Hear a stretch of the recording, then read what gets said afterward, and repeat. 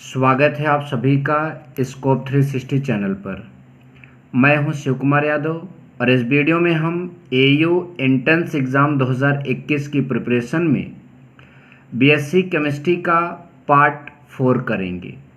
आज के इस पार्ट 4 में हम जो चैप्टर लिए हैं वो है तत्वों का आवर्ती वर्गीकरण। ठीक है, तो इस चैप्टर से हम कुछ इम्पॉर्टेंट क्वेश्चन ले रहे हैं।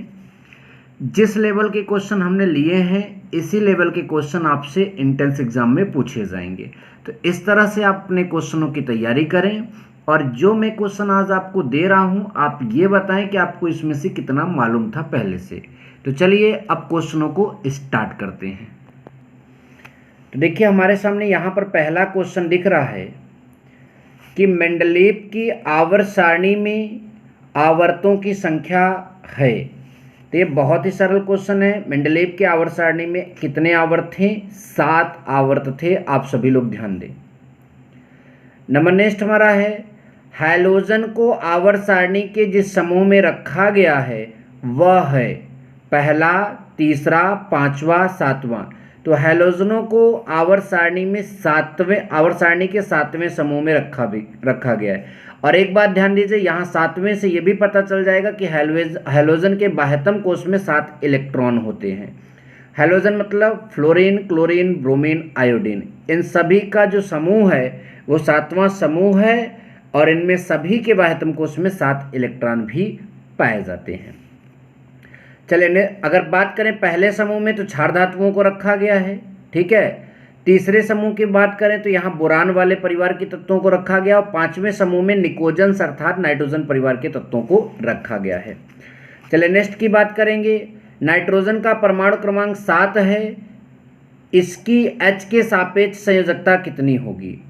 तो देखिए इसका परमाणु क्रमांक 7 है तो इलेक्ट्रॉनिक विन्यास कितना हो जाएगा? 2,5 और इसे अष्टक कंप्लीट करने के लिए 3 इलेक्ट्रॉन चाहिए तो H के सापेक्ष इसकी संयोजकता कितनी हो जाएगी? 3। चलिए नेक्स्ट क्वेश्चन देखते हैं। अष्टक नियम प्रतिपादित करने वाले वैज्ञानिक का नाम है। तो अष्टक नियम कौन से वैज्ञानिक ने प्रतिपादित किया था? आप सभी लोग पता होगा, न्यूलैंड का अष्टक नियम। देखिए बर्जेलियस ने तत्वों को सर्वप्रथम धातु और धातु में बांटा था। बोरबरी ने इलेक्ट्रॉनिक विन्यास का नियम दिया है और प्राउट ने जो है परमाणु भार पर तत्वों को मतलब कि वर्गीकृत किया था। अष्टक नियम जो प्रतिपादित किए थे वो आपके न्यूलैंड साहब थे। नंबर नेक्स्ट की बात करेंगे। निम्न में से कौन सा युग्म एक ही समूह में रखा गया है? तो सोडियम कैल्शियम, सोडियम क्षार धातु है, कैल्शियम क्षारीय मृदा धातु है, तो एक समूह में हो ही नहीं सकता, समान गुण वाले ही एक समूह में होंगे। सोडियम फिर से क्षार धातु, बेरियम फिर से क्षारीय मृदा धातु, तो ये फिर से नहीं होंगे। सोडियम और पोटेशियम दोनों क्षार धातुएं हैं इसलिए इन्हें एक समूह में रखा गया है।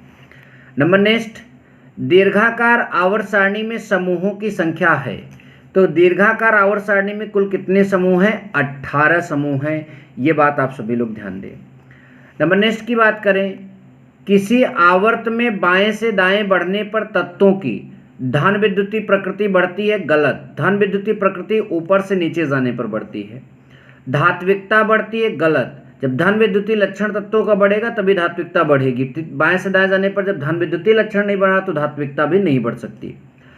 आयनिक त्रिज्या बढ़ती है, तो यहाँ पर जो है आयनिक त्रिज्या भी गलत होगा। कारण क्या है कि आयनिक त्रिज्या बाएं से दाएं जाने पर घटती है, ऊपर से नीचे जाने पर बढ़ती है।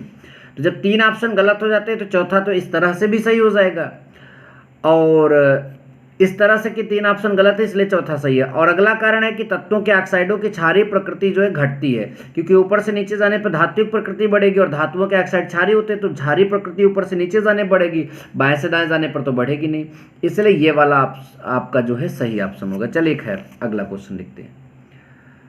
अगला क्वेश्चन है परमाणु क्रमांक 17 वाले तत्व का आवर्त सारणी में स्थान है। तो जब भी किसी का स्थान देखना हो आप क्या करेंगे? उसका इलेक्ट्रॉनिक विन्यास 2, 8, 7 और जिसके बाह्यतम कोश में 7 इलेक्ट्रॉन होंगे, अभी हमने बताया था, ठीक है, वो क्या होते हैं? हैलोजन होते हैं। तो हैलोजन का जो मतलब कि आवर्त सारणी में समूह है वो 7वां होगा। तो यहाँ पर जो 7 वर्ग तो सब यहाँ पर इसमें 7वां, इसमें 7वां, इसमें 7वां दिया गया। लेकिन अब ये कौन से आवर्त में ये चेक करते हैं, तो देखिए कितने यहाँ पर कोष बने हैं, 1 2 3, तो 3 कोष होने के कारण ये तीसरे आवर्त और 7वें वर्ग का तत्व हो जाएगा। चलिए आगे देखते हैं। आवर्त सारणी में वर्ग ये आपका जो है सेकंड ए के तत्व होते हैं। फर्स्ट ए के जो है प्रबल फर्स्ट ए के जो है क्षारीय मृदा तत्व होते हैं और सेकंड ए के जो हैं वो फर्स्ट ए के क्षारीय तत्व होते हैं, सेकंड ए के जो तत्व होते हैं क्षारीय मृदा तत्व होते हैं, दोनों बहुत प्रबल होते हैं। तो यहाँ ऑप्शन है प्रबल धात्विक, प्रबल अधात्विक, चतुस्संयोजक और अपचायक। तो ये जो आपका है 9th नंबर में यहाँ पर प्रबल धात्विक सही हो जाएगा, क्योंकि धातु हैं। अगर ये फर्स्ट ए होता है तो फर्स्ट ए वाला सेकेंड ए से ज़्यादा प्रबल होता है, लेकिन अगर यहाँ पर और कुछ नहीं है तो प्रबल धात्विक ही आंसर सही होगा।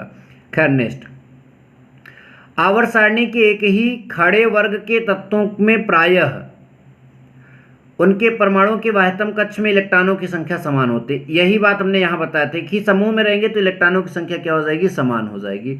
ये बात ध्यान दीजिए। और आप यहाँ पर जो है और कुछ नहीं टिक करेंगे, यहाँ पर आपका क्या हो जाएगा, यही। नंबर नेक्स्ट, आवर्त सारणी में समान समूह के तत्वों के परमाणुओं में समान संख्या होती है।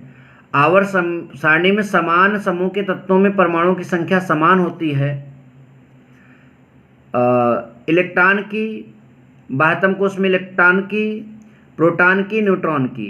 तो देखिए परमाणुओं में क्या कौन सी संख्या समान होती है, बाह्यतम कोश में इलेक्ट्रॉन की। ये बात ध्यान दीजिए। बाकी सभी परमाणु में अलग अलग इलेक्ट्रॉन, अलग अलग प्रोटॉन, अलग अलग न्यूट्रॉन होंगे। सिर्फ बाह्यतम कोश में इलेक्ट्रॉनों की संख्या क्या होगी, समान होगी। चलिए नंबर नेक्स्ट करेंगे। 12वां देखते हैं। आवर्त सारणी के समूह के तत्वों में सामान्यता होता है। समान इलेक्ट्रॉनिक विन्यास, जी हाँ समान इलेक्ट्रॉनिक विन्यास, समस्थानिकों की संख्या समान, समान परमाणु भार, उनके परमाणुओं के बाह्यतम कक्षा में इलेक्ट्रॉनों की संख्या। यही क्वेश्चन कई बार रिपीट कर रहा है अलग अलग ढंग से, तो यहाँ पर ये आपका हो जाएगा। ठीक है, चलिए नंबर नेक्स्ट देखते हैं। नंबर नेक्स्ट हमारा है, आवर्त सारणी में तत्वों को व्यवस्थित किया जाता है उनके परमाणु क्रमांक के अनुसार, धातु एवं अधातु के रूप में, संयोजकता तथा विद्युत संयोजकता के अनुसार, उनके परमाणु भारों के रूप में। तो ध्यान दीजिए, आवर्त सारणी में तत्वों को परमाणु क्रमांक के रूप में व्यवस्थित किया जाता है।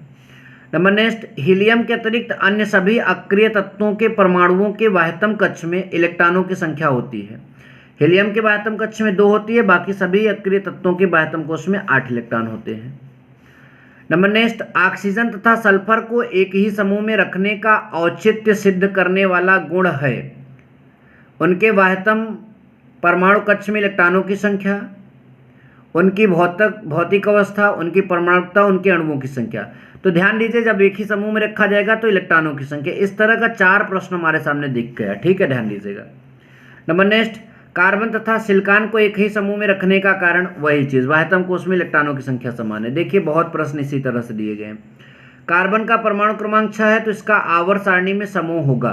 तो देखिए 2 कामा क्या बना, 4, और यही समूह को रिप्रेजेंट करेगा। तो ये ऑप्शन नंबर सी सही हो जाएगा। वीडियो अच्छा लगा तो वीडियो को लाइक भी करें और ज़्यादा यहाँ पर एक चीज़ गलत हो गया, ये 4 को रिप्रेजेंट नहीं कर रहा है, 6 को रिप्रेजेंट कर रहा है, तो 4 ये है। ठीक है, वीडियो अच्छा लगा तो वीडियो को लाइक और शेयर जरूर करें। Thank you so much. जय हिंद, वंदे मातरम।